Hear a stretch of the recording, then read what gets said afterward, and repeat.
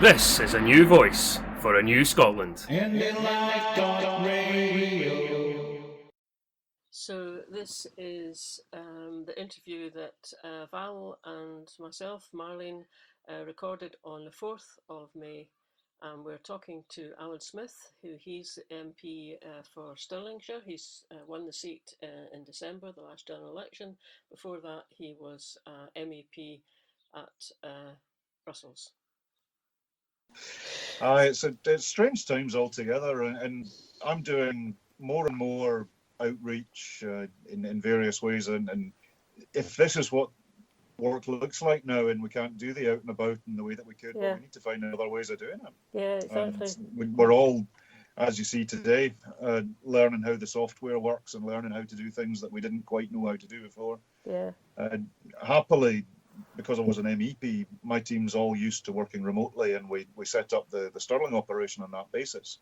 I think it's just a more progressive thing to do, that if somebody wants to work from home for a day, well, whatever, I don't greatly care. Yeah.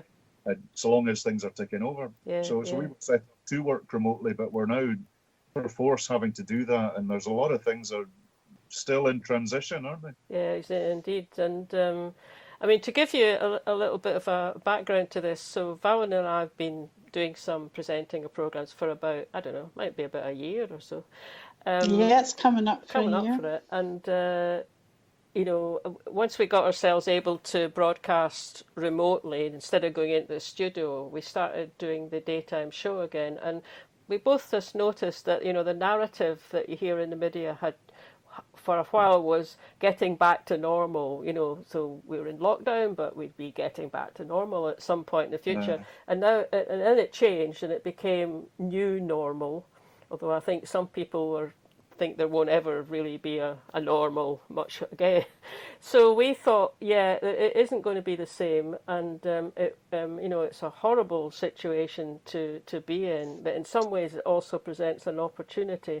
So we've just set up a few series really of interviews with people, just sort of trying to get a sense of their impressions of what COVID impacts are having on Scotland and what the way forward for us would be. So that's what we've got in mind to maybe talk about just now. I'm in your hands. Yeah, great. I'm a great, but it makes me sound a wee bit slapdash, but I'm a great believer in not preparing too much. Oh, that's okay. It's probably the only way you can run your life, I suspect. You got too many requests for interviews. There's a bit of that, and there's a lot of us thinking quite hard just now about what we do in the coming weeks and months. I mean, I'm convener of the SNP's Policy Development Committee, and we are not going to have a National Assembly to discuss universal basic income. We are not going to have a National Assembly to discuss Scotland's role in peace building worldwide. We're going to need to find new ways of interacting and chewing these things over. And for me, a pandemic proves that the very interconnected nature of our world is operating way beyond governmental structures, be they Scotland, UK, EU, or wider. If we don't help African countries to tackle COVID-19, it'll come back to us next year.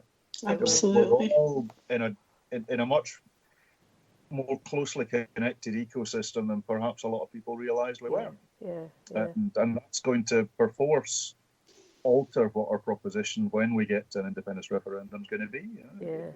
So there's lots to be chewing over. Yes. It's interesting what you say about, because like a lot of us, I'm in the SNP, I'm a political education officer in my branch, the Glasgow Kelvin. I used to be the branch secretary. Our convener, I think you would know her from the Policy Development Committee, Co-Cab Stewart. Okay, of course, yeah. Co-Cab.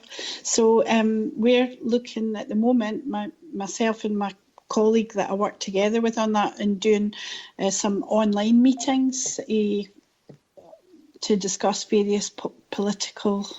We had been organising some really good informal political meetings, so we're hoping to take that forward via Zoom, but obviously it'll have to be managed quite carefully.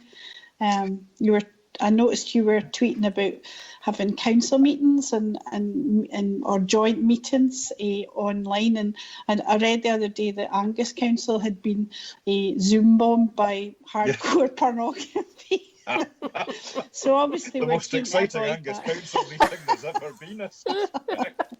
I don't want him to buy a new battery for my pacemaker, so I think we better try and be careful about the security. I've not really been an aficionado of hardcore porn, and I think it's too late to start now at my advanced stage. Not least in Angus Council's planning. Oh, absolutely, yes, absolutely, yeah. So, yeah. in terms of the SNP, what do you? Can I ask? How do you see campaigning going forward? Because I'm thinking people are like, oh, can't wait to get back to campaigning when this is all over. But as you and Marlene were saying, it's not the new normal. Chapping people's doors and having street stalls and so on, that's just not going to fly, is it? Well, I suspect so for the moment. And this is where we're going to need to find new ways of doing it. And on the plus side, every other political party is having to go through the same thought process. Absolutely.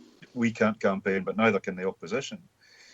But does that mean that online forums become that much more important? And then the integrity of those forums and the danger that those forums become manipulated or subject to misinformation or bad actors, all possible. I'm trying to work out ways in which we can have non-binding policy discussions via Zoom or something like that, and we'll need to try it and see if it flies. But we can't stop the conversation. And I think we're seeing in real-world examples how the UK's response to this. I mean, the example I've been trying to get to the bottom of is how the UK didn't participate in the EU's procurement. Absolutely. And the more you dig into it, the curiouser it gets. If it was a decision not to take part, well, okay, I disagree, but it's legitimate. Yeah. But the idea that they didn't get the memo, just come on, guys, that's just not serious. It's a bit like the dog ate my homework, isn't it? Well, it is, but it's also throwing the civil servants under the bus. And you know, I spent a lot of time in Brussels, and I've got a lot of respect for the people working in the UK mission in Brussels. You know, the idea that these civil servants didn't make mission control aware of these opportunities just isn't credible. So what the story is, I've no idea. And to be fair to the ministers, Minister Evans did explicitly say that, well, where there is a future round that's suitable for us, we will take part in it. So, okay, good. You know, I'll go on that basis. But this is where we need to be working across the borders, not finding reasons not to. Yeah. And likewise within the party, within the Yes movement, well, if we can't all get into one room and if we can't all get into one place and if we can't all knock on people's doors and say hi, we're going to need to find other ways of doing it. Yeah, because the discussion continues. And it's obviously going to be necessary, isn't it? I mean, you know, I think the way that the Scottish Government, I mean, particularly Jean Freeman and the First Minister and, you know, the other medical advisors that appear day after day, I mean, they're getting a lot of, you know, deserved admiration for how they're doing that. They're so clear and they all seem to manage to not be reactive when they get asked rather, I mean, unfortunately, stupid questions. Like the one was, you know, is Christmas cancelled, First Minister? I mean, I was sitting there going, oh, go on, Nicola, just start channeling Janie Godley now, you know, so they do a voiceover. But I mean, obviously, she's not going to come back with a reactive answer. But you know, it takes a lot to do that. So I think there's a lot of admiration and respect that's built up, and hopefully that will draw in some of the kind of soft no's. You know, the people that are not quite, haven't been quite so convinced about independence might start thinking, you know, this is something to go for. So on the one hand, there's that. On the other hand, just seemed to me that maybe there's an opportunity for where people, maybe not, you know, necessarily the First Minister, but folk in the Scottish Government to start talking a bit more publicly about, starting exploring ways that, we might do things differently in the future, or Scotland might do things differently. I mean, I didn't know you were part of the policy group, so I suppose that would be a place to start talking, but I'm really thinking about how you make that public, because you must know yourself from social media. There's certainly a measure of impatience about, can we start talking about where we're going to go with this, really? But, finding a way to do it that's, and I don't mean coming out with a kind of, rah-rah indie 2 stuff. I don't mean that. I just mean a bit more of a measured discussion about, oh, look, this is what Denmark did, this is what Norway did in this situation, what could we have done differently, and maybe get that out into the, for a discussion a bit more widely. I think there's a lot of scope for that, and we've always got the issue that we are the government of Scotland, we're the opposition at Westminster. What we're chewing the fat over is going to be misrepresented by people who should know better, and the SNP is going to do this, and the government's going to do this. I know. And that, to an extent, limits the way in which we can have these discussions, which is why I'll always make the point that what I'll say in a behind closed doors private party meeting might be different to what I'll put on Twitter. Yeah. And not in that I'll contradict myself and have a different position, but there's some things that you don't necessarily talk to openly about, because sadly we're dealing with an opposition that is so shameless they're going to try and create a row about the name of a hospital. That's the level of the people that we're dealing with on occasions. And I say that with great regret, I have to say. I pride myself in the fact that I can talk to and work with people of other political persuasions, be it on the Constitution or anything else. But there needs to be a place where you're allowed to say, you might have a point there, let's have a discussion. But what they're trying to do, and it's always an element of Scottish politics that trying to reduce it to the black and white, and it's, well, you would say that, wouldn't you? And some of the stuff that the Conservatives in Stirling have thrown against me is absolutely bonkers stuff. And they're trying to do it, I think, for those who are a bit more conscious about it, in order to shut down the debate. The campaign at Westminster for the Stirling Tories was absolutely fact-free. It was no to Indylive.radio. It was tell Nicola Sturgeon again. Yeah. To an extent that a big chunk of people who would have ordinarily looked in a Conservative direction for their vote were actually quite alienated by it. Yeah. Because they weren't talking about anything that was real for people. It was, well, we know the Nats are pro-independence, we know Smithy's pro-independence, but what about that Brexit thing? And what about the economy? What about the health service? What about all the other things? And I think there needs to be a place in politics for us to say, let's have a discussion about how to actually fix this. And maybe the crisis that we're in now is part of that. Maybe there is an attitude from some people that, well, let's look at new answers, because a lot of the things that we have taken, not necessarily as, well, that's just how it works, are now being shown up to be utterly unsustainable. The idea that a company that's based in the British Virgin Islands is looking for a bailout from the taxpayer, that sticks in my craw something chronic. The idea that companies have been able to trade off different jurisdictions against each other for their tax returns, but they're looking for public support, but they're looking for a rent holiday or whatever else. Well, maybe we need to reboot how all of this stuff's been working. A lot of the people who were encouraged by UK government policy to set themselves up as limited companies and pay themselves via dividends are now rightly very upset that they're being left out of support schemes. But then there's hang on, you've not paid that much tax in the last wee while. But I did that because the UK government wanted it. And there's consequences to a lot of this stuff that we're going to need to think really hard. Because I think that there's the initial crisis that we're in just now, but then how we deal with the recovery will really be where a lot of countries will either sink or swim. Yeah. Because the idea that we can just go back to replicating what went before, I don't think that's going to work. Yeah. Do you have any things in mind about, would be obviously be changed?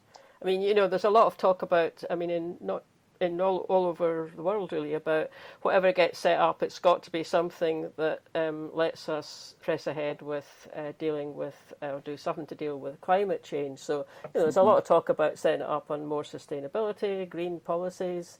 And that's also been said in Westminster as well, although I don't know, have my doubts about whether it would be seen through with the current government we've got. But, I mean, is that the sort of area where you think there'd be changes, or are you thinking about something else?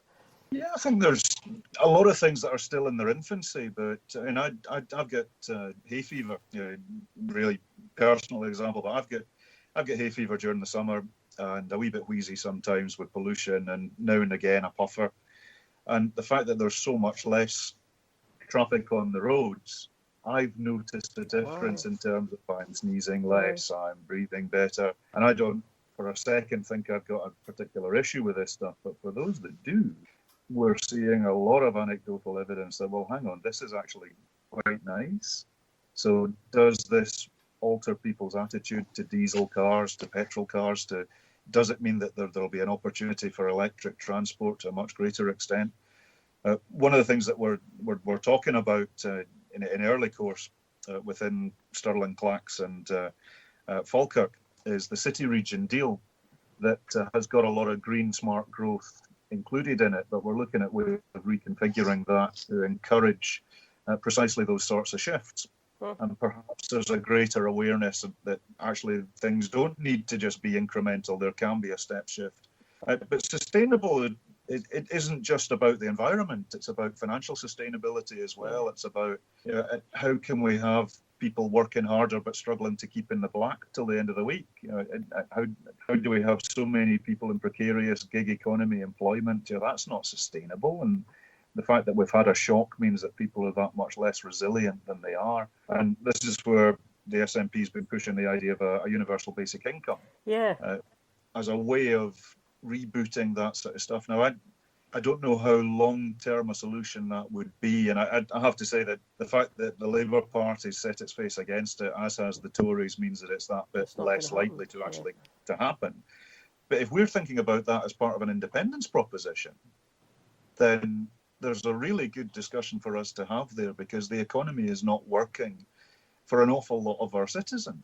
And there's the benefits trap, there's the universal credit fiasco, which continues. There's a lot of ways in which we need to rethink how we're doing things. And perhaps this crisis, as we start to come out of it, will have an appetite for something that's a bit better and a bit more sustainable. Yeah. I hadn't realised that the Labour Party come out against universal. Just tail end of last week, I'm afraid. Oh dear. I thought that was just beyond belief, really, that a party with the background and history of the Labour Party could come out against that, quite unequivocally, without even saying that maybe they would consider it. Because that was one thing that came into my mind, that a lot of the concern about people's access to funds and furloughing workers, the kind of logical extension of that surely is to examine some sort of a universal basic income for all our citizens. Mm-hmm. Well, to be fair, there are people in the Labour Party who are very keen on it, I have to say. Mm-hmm. But the official policy of the Labour Party is that they're not looking in that direction. I think that's a missed opportunity, and certainly from an SNP perspective, we're keen on the idea in principle. There's a lot of details need to be fleshed out in terms of how it would work, and we've had some trials in Scotland on a small scale. I think there was 3 trials previously, but they were so small scale that there was only so much we could really take from it. Yeah. If we're looking for something that's transformational and different, well, there's a thing. Let's kick the tires of it and see how it works. Yeah, I mean, that would be. I don't see why we should close those down. That would just be a huge transformation, wouldn't it? Because it would mean the whole benefit system. Well, presumably it would get dropped, and everyone would have a certain amount coming into their bank. That'd be a huge turnaround. I mean, it's not going to happen, is it? Not with this government, but I think that's the kind of issue that as I kind of ponder about things, I think, well, okay, you could start off thinking, well, it's never going to happen, but it's still worthwhile having the debate about it. I mean, and it would be good to have a debate about it in the Commons as well as in Holyrood, so that at least people then become better informed. They see there's another way forward, and then in the end they also see that it's being blocked because of Westminster politics and the setup. Yeah. Well, politics is about the art of the possible, but surely independence is about doing stuff differently. You mentioned Europe earlier. Obviously, you're a long and valuable experience in the EU. You know, the European Parliament will be a great asset in terms of being in Westminster now. I just wondered what your views are at the present time, because it's almost like it's been shoved into the background, that looming threat of Brexit, particularly of a no-deal Brexit. Do you think that the UK government are just running down the clock, and that they've already set their minds against any delay, which to me seems like, suicide really. I just wondered if you've got any views on how things are going with Brexit in terms of the time scales. It's an issue that seems to have dropped off the radar for obvious reasons for a lot of people, but we're still heading for a hard deadline at the end of this year. To my great regret, we are outside the European Union now. So what we are in is in the transition period where everything stands still, everything continues legally, and then needs to be replicated by something else at the end of this calendar year. I'd be in favour of an extension. I think that's the logical way to do things, while a lot of the energy of government has quite rightly been focused upon the response to COVID-19. Let's just park this for a couple of years and keep things safe. Also, the peace process in Northern Ireland, that's too important. And I think in Scotland we've got a perspective on that perhaps isn't the same as the UK perspective. Anything that undermines peace in Northern Ireland needs to be really viewed with extreme scepticism. You're saying at the moment, and I agree with you, the Tories are saying that they won't go for an extension. Let's see. I think there's still scope for that.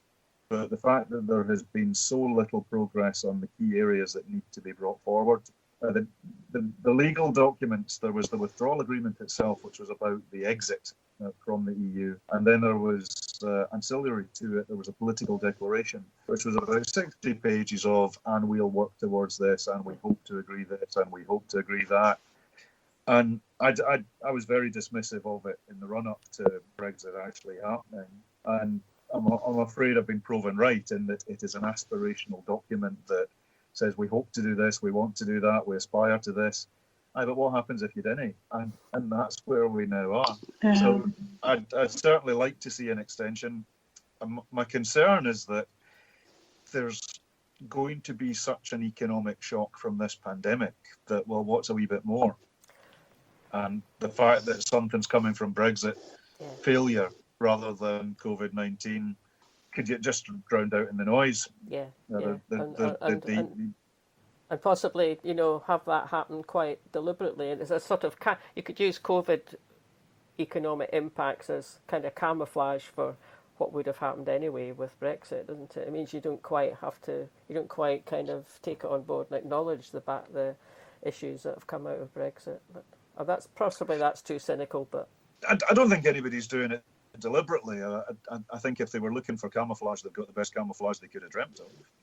And that's something that does worry me greatly, that there's no way in which a no-deal Brexit makes this better. No. It makes it considerably worse.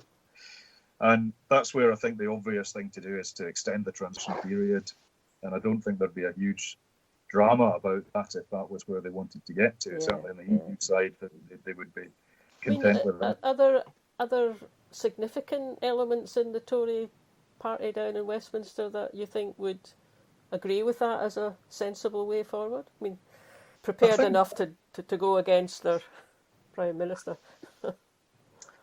I think there's some, but the scale of the Tory victory, sadly, it was the Brexit election. It was the Brexit election in Scotland. It was the Brexit election in the UK as well. We stood on a very clear pro-EU platform, which was to stop Brexit. And Scotland did everything we possibly could have done. Now, there was a massive result for the SNP. The pro-EU Lib Dems get some seats as well.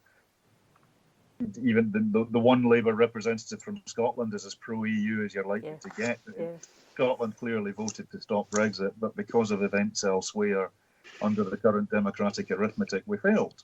And that's a democratic deficit that I think is underlining where the union actually is. That Scotland is going in a different direction, has a different attitude to this stuff.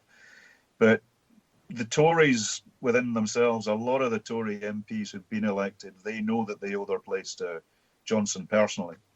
They know that they owe their place to being tough on Brexit and tough on those beastly foreigners if there's any problems with it. And I'm afraid I don't see a lot of bravery or intellectual freedom of thought within most of the Conservatives that I've seen.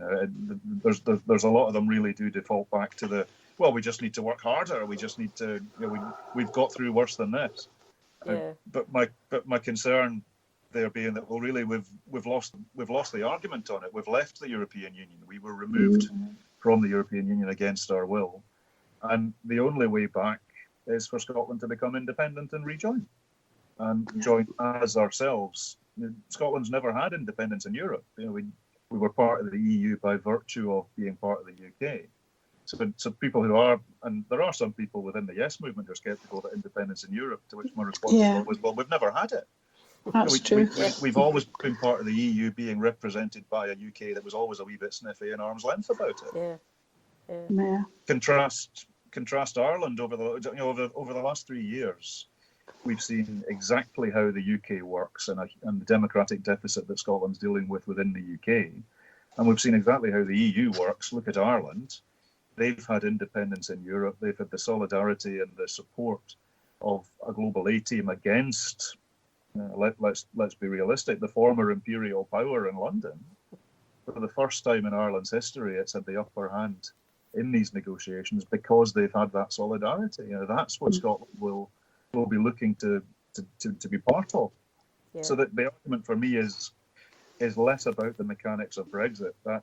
That's been settled. There are things that need to be worked out about future relationship, and I think they will be, and that'll be a rocky process for a lot of people. There's a lot of heartache there, but that's on top of the implications of COVID-19. So to what extent there's an appetite for dealing with that, but what it does do for us is it makes concrete the advantages that EU membership are going to present to an independent Scotland.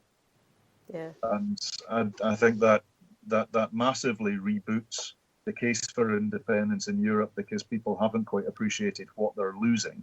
But as they lose it, as they have lost it, I think there's an opportunity for the Yes movement to demonstrate that if we're serious about international solidarity, the EU's it, NATO's it. There are organisations that we want to join as ourselves. We don't want to be independent in order to be separate or apart.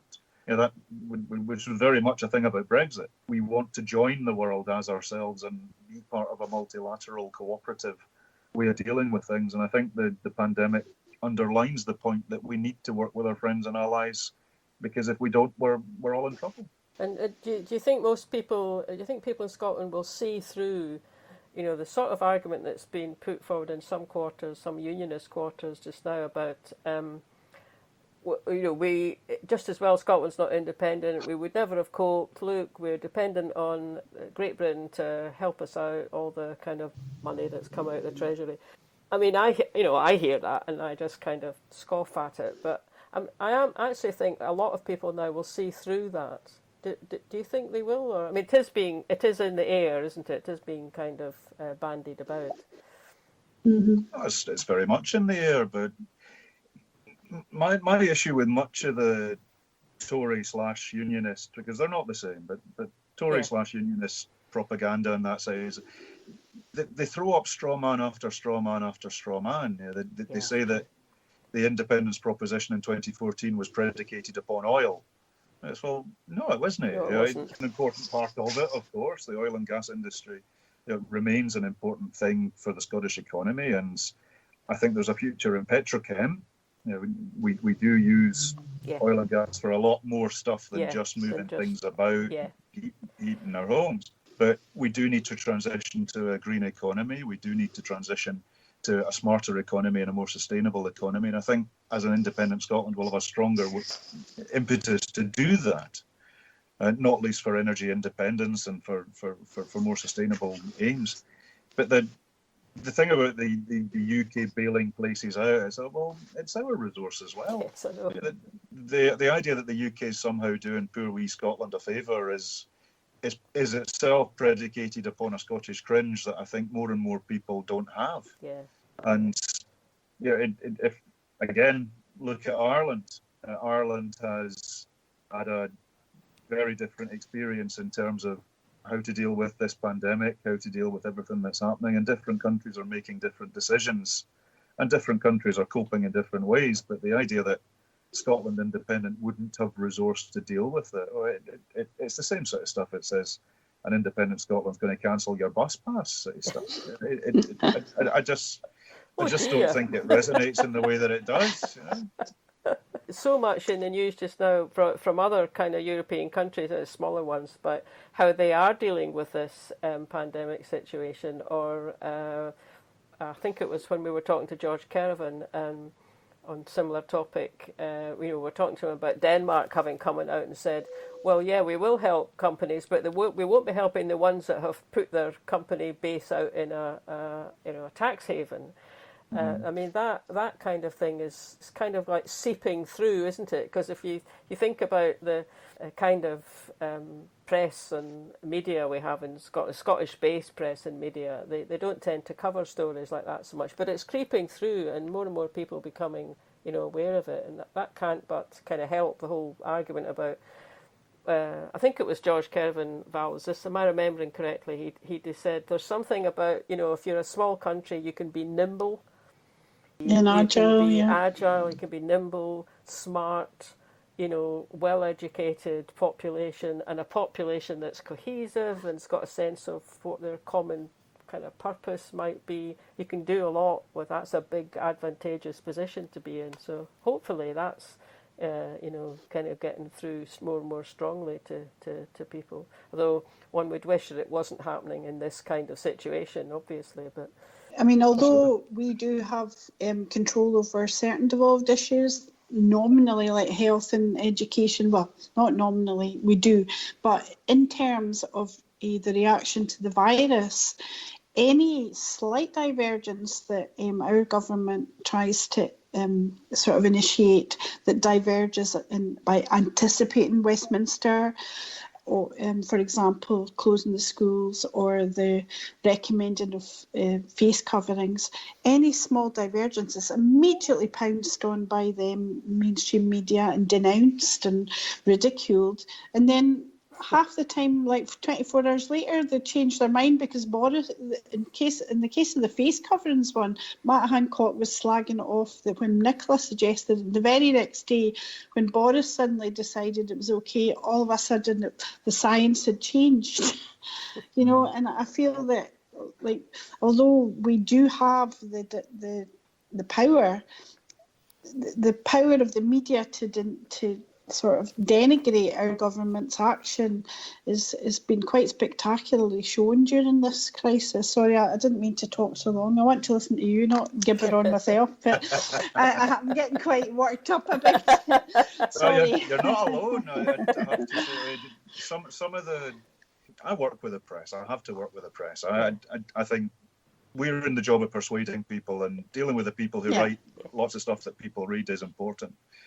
But I've been watching some of the press briefings, the daily briefings that Nicola and Jean have been doing, and some of the questions have just been comic cut stuff, but not actually funny. Yeah. The BBC one that asked, bearing in mind that you've spent, what was it, £40 million on the Louisa Jordan Hospital, are you now regretting that now that it's not being used? I mean, that beggars belief, doesn't it? My mum's 86 and she even gets raging at you should hear her shouting at the TV. Anyway, so, but as you say, some of the questions... but this is where I think the fact that we are doing as much as possible openly, transparently. Look at how technology has changed the access to information.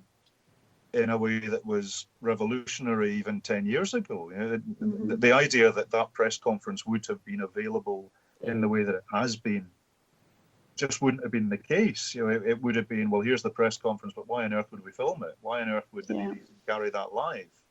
It's because there's more channels. It's because there's more accessibility, and there's a lot of people in different organisations have a lot of different politics themselves. I'm not against the media or in any particular organisation, for the possible exception of the Daily Express. But I think there's a lot of people really trying to get to the truth on this. But sadly, sometimes the Scottish media bubble just all sounds and looks a bit samey. And it's tough to be a journalist in Scotland just now. They're under a lot of pressure. Very much. That's They're true. under a lot of pressure. They're getting smashed from all sides. They're getting budgets cut and cut and cut and cut.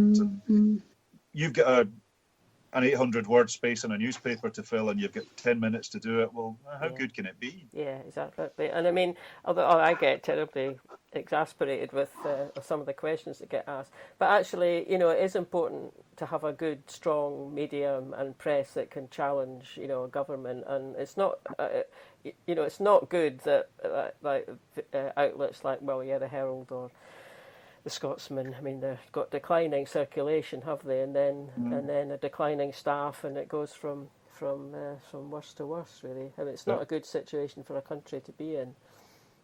No, it's dreadful. We need a strong media. We need a strong press to hold us to account where we're getting it wrong as well.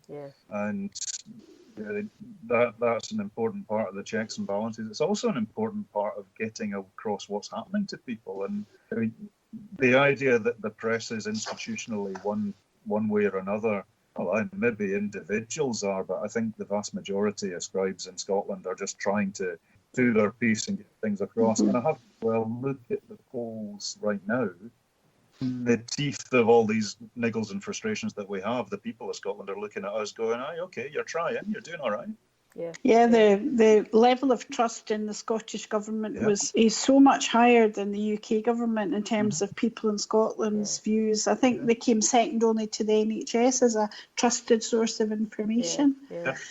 Tricia Marwick made a good point on Twitter the other day, saying that even when different media sources, like you mentioned, the Daily Express, the Daily Mail, papers like that, present a view of what Nicola or Jean Freeman has said at a press conference, that more and more people are watching it direct. They're seeing it. So they're thinking, well, wait a minute, that's not what I saw. That's not what they asked. That's not what she said. So that kind of reliability factor.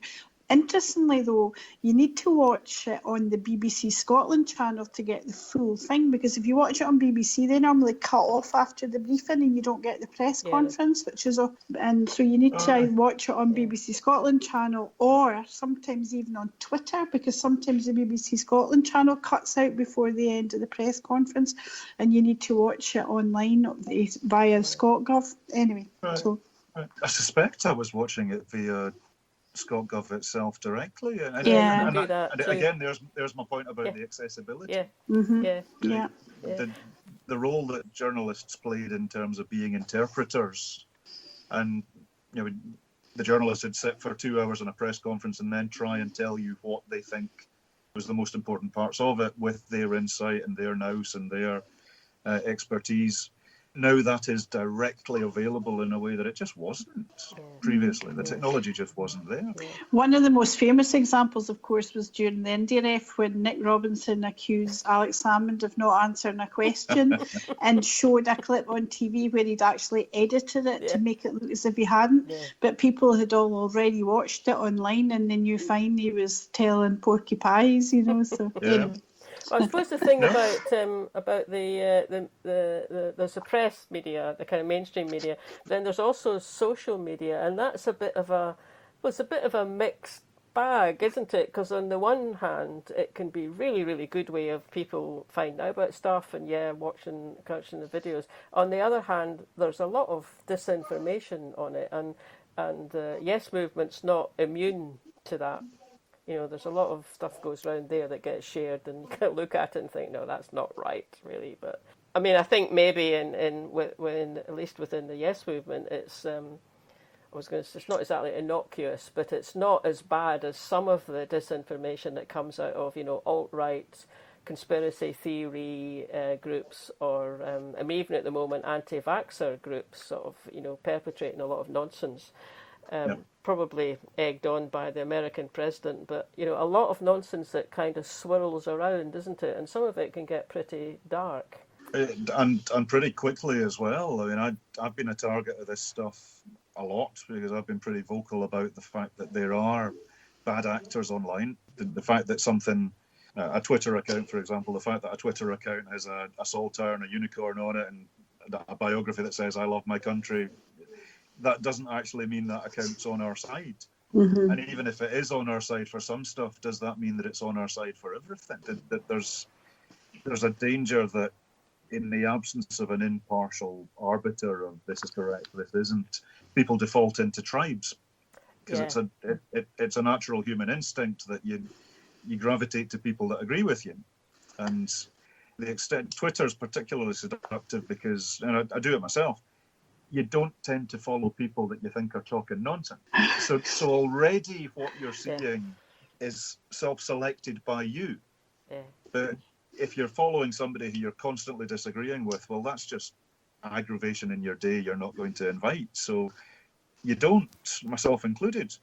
And that does concern me that we're in bubbles. And the vast majority of arguments on Twitter don't exist in the real world. No. If you look at cyberspace, the SNP's been breaking its heart about a number of particular issues over the last couple of years. But you go to an SNP branch meeting and you won't hear them mentioned. And you reach out to the SNP members who don't go to branch meetings, and even more so, these issues just aren't getting any traction. That's true. The danger that we've got, also back to journalists with few resources, because journalists are under more and more pressure from their bosses to come up with stories and copy, Twitter's just a ready source of that. Yeah. So the amount of times I've seen absolute no-mark nonsense Twitter accounts that were barely created a couple of weeks ago, presented as, and the SNP does this. A particular argument was that, and the SNP's at war over this and whatever. It doesn't actually resonate with what's happening in the real world. The famous SNP civil war. The famous SNP civil war we're always hearing about every 2 minutes. Yeah, exactly. Every couple of months. Well, we forget it's a really small percentage of people in Scotland are actually on Twitter at all. That's so true. Yeah. But because we're activists, because we're excited and interested and passionate about it, we're in that space, we're in that territory. So there is a tendency for a degree of manipulation to happen. Yeah. We've seen people who I think are attached to the Yes movement, but actually don't have much of a political view at all on that themselves. We've seen people conflating one issue with another. The idea that I support independence does not automatically mean that I support this and this and this and this and this. Yeah. I don't believe in tribalism, which is why the party has a different manifesto every election. That's what we're standing for. That's what we're putting forward. Yeah. But the danger that we've got with the social media is that there's a number of things being put about that just aren't reflective of reality, never mind any particular skewed agenda or impression. But it's being presented as such, and what bubbles around. I'm really conscious that if I engage with criticism of me, there's an account with 20 followers saying Smithy's done this. I've fiddled my expenses. There's the classic one we always get thrown at us. But if I respond saying no, I haven't, what I'm doing then is broadcasting that allegation to 45,000 of my followers. You're giving it credence almost. You're dignifying it with a response. Yeah. Precisely that. And I'm telling people subconsciously that, well, A, you should be aware of this, and B, I'm taking this seriously. Yeah. So then it becomes, well, why is Alyn talking about his expenses? Yeah. Alyn Smith denies allegations. Exactly. Yeah, exactly. Precisely that. Yeah, exactly. And that's one of the tricky things, because it means that sometimes you need to just say, well, it's not going anywhere. Yeah. But What is it, the phrase, the oxygen of publicity sort of thing? It's exactly that, which is where I put as much as I can actually out there, so that people can see, what's going on. And we're just about to start a twice weekly update on what I've been up to as MP for Stirling, along with Bruce Crawford, MSP for Stirling, and just the best disinfectant is sunlight. Yeah. Let people see what's actually happening. Sorry, but that just sounded a little bit Trumpy in there. It was Obama, I believe, actually. I think it was him that coined that word. I certainly didn't coin it myself. Yeah. But it's no less true. Yeah. If people think that there's an inside track, or you're in the loop, you're in the conspiracy, or whatever else, then that goes to a bad place. Which is where I think the SNP is better than most at being open and transparent about how we make decisions and how we set policy, how we decide what we're doing about stuff. And I think it's so important that we continue that.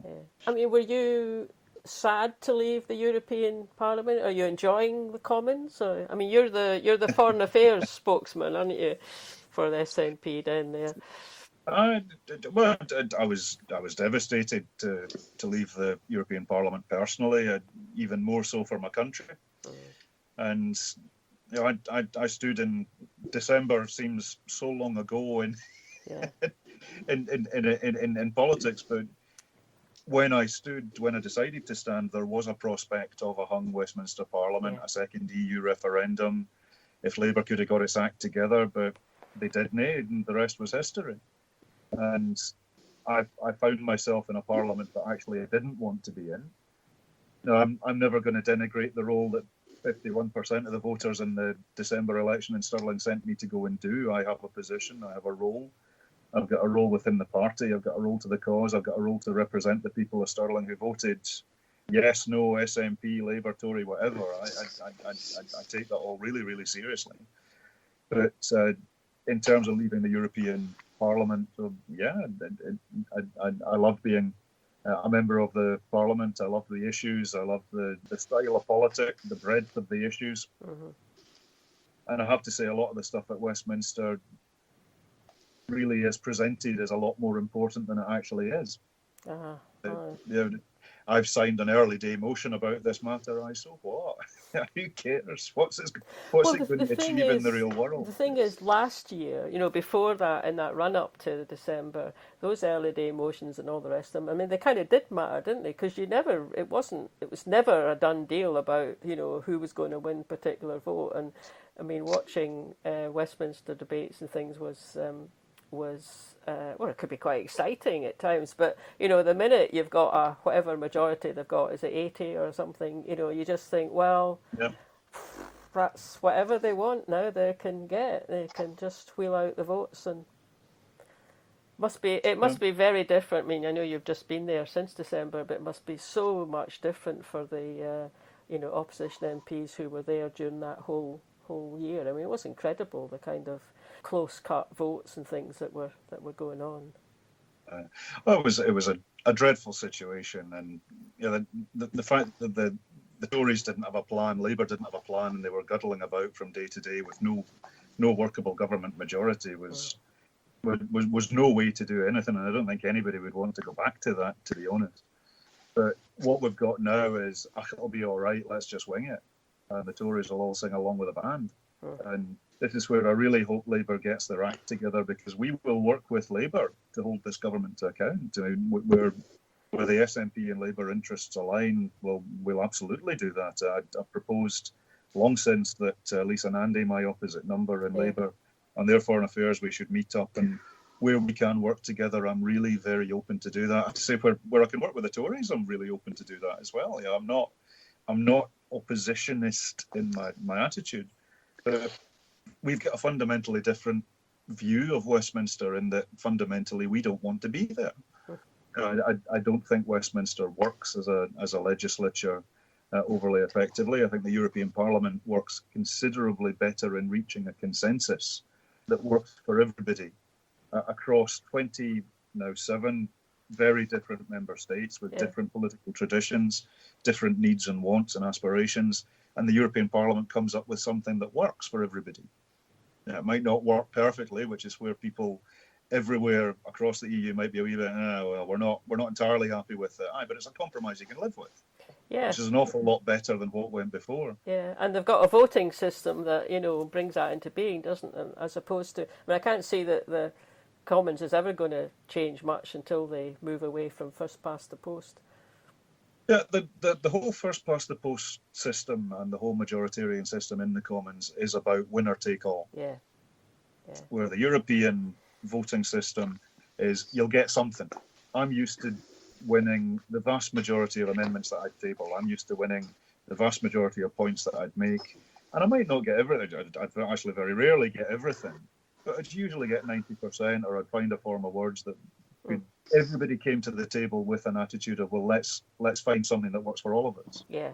Where that's absolutely not the case at Westminster, where I think it's a different mindset for me, I have to say. So I'm still working out how that works. So but to answer your question, I'm loving Stirling.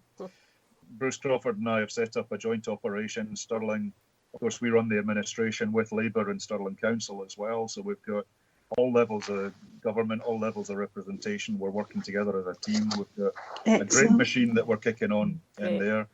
Westminster, I'm still working on. I have a role that I take really seriously, and I'm not going to denigrate that because that would be disrespectful to the people who put me there. But I remain firmly of the view that Scotland's best future, Stirling's best future, is an independent state within the European Union. And you won't get any disagreement here, Alyn. It's been an absolute joy listening to you. Yeah. Maybe we should wrap it up there actually. But really, really appreciate you taking the call, and if there's things come into the news in the forthcoming weeks, we might get back to you for another, see what you think about this, that or the other. But yeah, thanks very much for coming on. Wishing you all the very best. Yeah, and stuff. Well, likewise, to all of us, and more power to your elbow. This is a great thing you're doing. Yeah, okay. Right. Thanks very much, Alyn. Bye. Okay, all right, keep in touch. This is a new voice for a new Scotland. Indylive.radio.